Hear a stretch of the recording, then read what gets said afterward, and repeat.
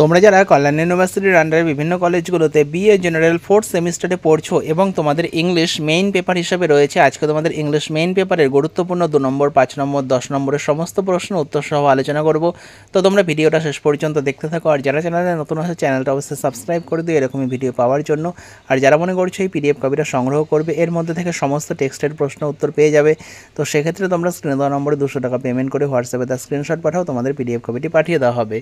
তো ইউলিসেস থেকে তোমাদের আগে কিন্তু আলোচনা করা হয়েছে প্রশ্ন উত্তর, আজকে মাই লাস্ট ডাচেস এবং বাকি যে টেক্সটগুলো রয়েছে ওগুলোর প্রশ্ন উত্তর তোমরা দেখে নাও। মাই লাস্ট ডাচেস থেকে দেখো, what is the painting metaphor for what are the circumstances under which the duke and the envoy meet, use any 5 adjectives to describe the character of the duke, what is the significance of the reference to the statue of Neptune by the Duke, bring out the story on which the poem My Last Duchess is based, when was the poem My Last Duchess published, what was the original title of the poem, when did Browning change it, what does the title of the poem My Last Duchess refer to, what type of a man is the Duke in Browning's poem My Last Duchess। তারপরে তোমাদের explanation দেবে এরকম, does the duke view his duchess favourably in this lines, তো এরকম কয়েকটা line তুলে দেবে এবং সেই সম্বন্ধে এক্সপ্লেইন করতে বলবে। What do this lines tell us about the character of the duke, তো এই লাইনগুলোর মাধ্যমে ডিউকের ক্যারেক্টার সম্বন্ধে কী জানা যায়। Paint a picture of the duke's character based on the poem, why does the duke appear to be unhappy with his last duchess, explain the theme of appearance versus reality as expressed in the poem, how does the poet use the theme of power in the poem, what type of lady was the duchess, why was she liked, what does the last 2 lines suggest, what is a dramatic monologue, what type of poem is Browning's My Last Duchess, what type of poet was Robert Browning, that's my last duchess painted on the wall, explain, I call that piece a wonder, now explain, what was the gift the Duke had gifted to the Duchess, bring out the imagery implied when the Duke says that the Duchess misses the mark, what does Neptune taming a seahorse symbolize, how is the Duke in My Last Duchess manipulative, define a dramatic monologue, what are the components of the dramatic monologue, consider Browning's My Last Duchess as a dramatic monologue, what type of poem is My Last Duchess, what is My Last Duchess about, where is the setting in Browning's My Last Duchess, who was My Last Duchess based on, who is the speaker in Browning's My Last Duchess, comment on the character of the Duchess, that's my last duchess painted on the wall, who is the speaker, what is remarkable about the portrait, what do you mean by 900 years old name, then all smile stops together, explain the line in brief, notice Neptune taming a new horse, why did the speaker refer to Neptune, what are the main theme of My Last Duchess, define dramatic irony, what is the dramatic irony in My Last Duchess,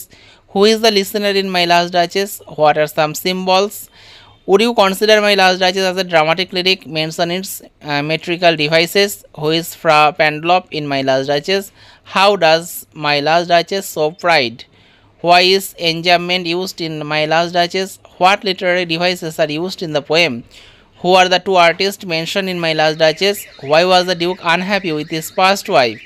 who is the Duke addressing in My Last Duchess, what action preceded the opening of the speech in Browning's My Last Duchess, who is addresser and the address in My Last Duchess, what is the epigraph of the poem,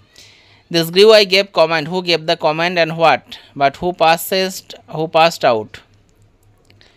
পরের text awful থেকেও দেখো তোমাদের অনেক প্রশ্ন উত্তর রয়েছে,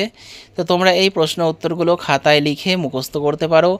আর যারা মনে করছো পিডিএফ কপিটা সংগ্রহ করবে, তো সেক্ষেত্রে তোমরা স্ক্রিনে দেওয়া নম্বরে 200 টাকা পেমেন্ট করে হোয়াটসঅ্যাপে তার স্ক্রিনশট পাঠাও, তোমাদের পিডিএফ কপিটি পাঠিয়ে দেওয়া হবে। তো যেমন describe the end of the journey, does this indicate any deeper meaning, why or why not in poem awful, তো এরকম সমস্ত প্রশ্ন উত্তর তোমরা এখানে পেয়ে যাবে। হাউ ডু আই লাভ দি, এই কবিতার প্রশ্ন উত্তরগুলো রয়েছে, তোমরা যারা মনে করছো এগুলো খাতায় লিখবে, খাতায় লিখে মুখস্থ করতে চাও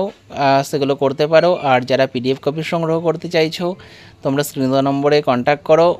তোমরা এই পিডিএফ কপিটা পেয়ে যাবে মাত্র 200 টাকার বিনিময়ে। আর তোমরা এটা প্রিন্ট আউট করে তোমরা এটা পড়তে পারবে, তো বাজারে কিন্তু সেরকম বই অ্যাভেলেবেল নেই। আচ্ছা, ডভার বিচ